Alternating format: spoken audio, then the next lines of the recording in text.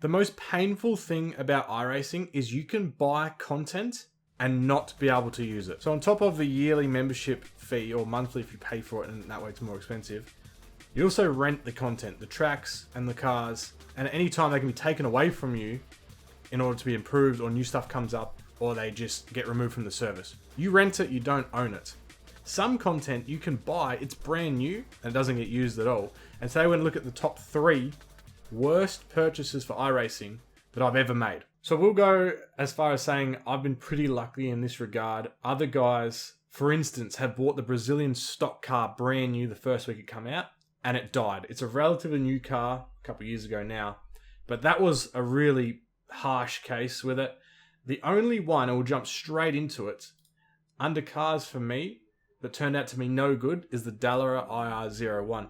Now this was pretty hyped up as this crazy turbo sounding formula car that iRacing worked with Dallara to kind of design and come up with. And it kind of just died out. It was really tough to drive. They go to tracks like Long Beach where everyone just crashes and burns. Unfortunately, I haven't used this car in years, and I know a lot of people also bought into the hype and bought this car. So one huge thing, and I want you to take away from this video, if anything, is that just try your best to not give into the hype with some cars. If you can just wait, because they come out in week 13, right? So you see everyone driving them, making content, all these YouTubers with this flash new car. It looks so cool. It's so fast, all this stuff. Just wait to just see the numbers week 1, week 2, week 3. You only have to do 8 of the 12 races in order to get your credits for racing in a series. So come week 3, if it's still really good numbers, you know for sure now it's a super cool car, and was just like your hype wanted it to be, then you can go and buy it, okay? It's hard, I know, you want to buy it week 1 and get the most use out of it, but just remember the pain of if this series dies and you don't get to use this car and you spent 15 US on it, it can suck. The second thing that I bought that kind of sucked, and I had a little bit of salt on the side with this one, was the Legacy Ferrari 488 GT3. Now this is almost a funny story, right? I bought this vehicle and used it. You can race it in D-Class fix as well as GT3 races. So the new Ferrari 296, which replaced this one, is a really good buy. And I'd recommend, if you don't have a GT3 car you want to, that 296 Ferrari is an awesome buy. What sucks about this is I bought this car, raced it, I got my use out of it, I did, but my brother also got into iRacing and bought it 1 week after me. When this Ferrari 296 come out, he got the credits returned for buying this car and I didn't, because I just broke over, I think it was the 2 years of like ownership in which they say you've had it long enough, you got your use out of it, you don't get credits back. Where he brought it 6 days after me and gets refunded the credits, which was just so ironic. I could not believe it.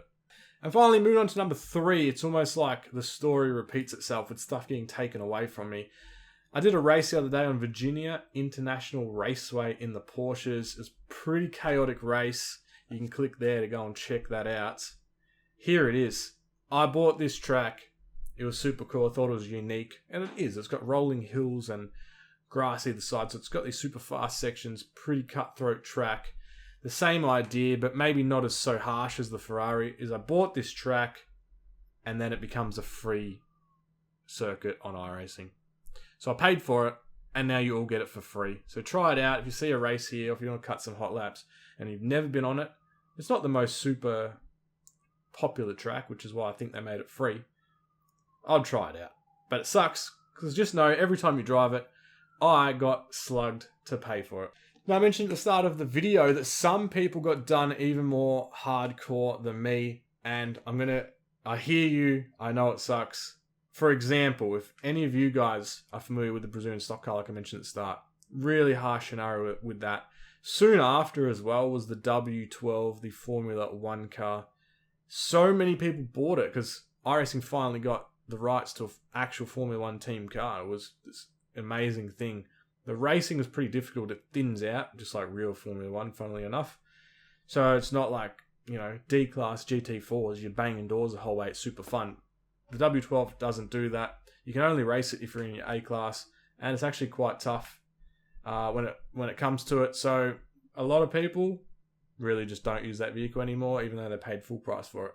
And finally was the hill climb. Again, the consistency here is that things get hyped hugely in iRacing, and that's when you should be the most wary.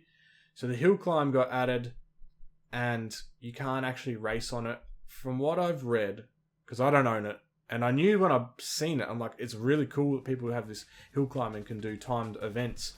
But I wasn't sure they're going to add proper time attack for your rating events as this new category. They just don't have any more hill climbs. How could they do it?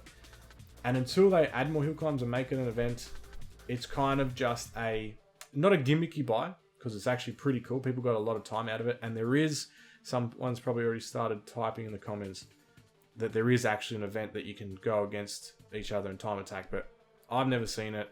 I don't participate in it because I don't own the track. Until it's a new series and you can do multiple weeks of time attack and see who's the quickest or whatever, buying these hill climbs and stuff is kind of this one-off little niche purchase. A lot of people bought it, a lot of people love it. It's not as harsh as the Brazilian stock car, the W12, that just doesn't get used much anymore. But it's one of those things, at the end of the day, take away from this video. If things are super hyped up, just wait a minute. Just wait a week or two. See if it's as popular as you hope it's going to be.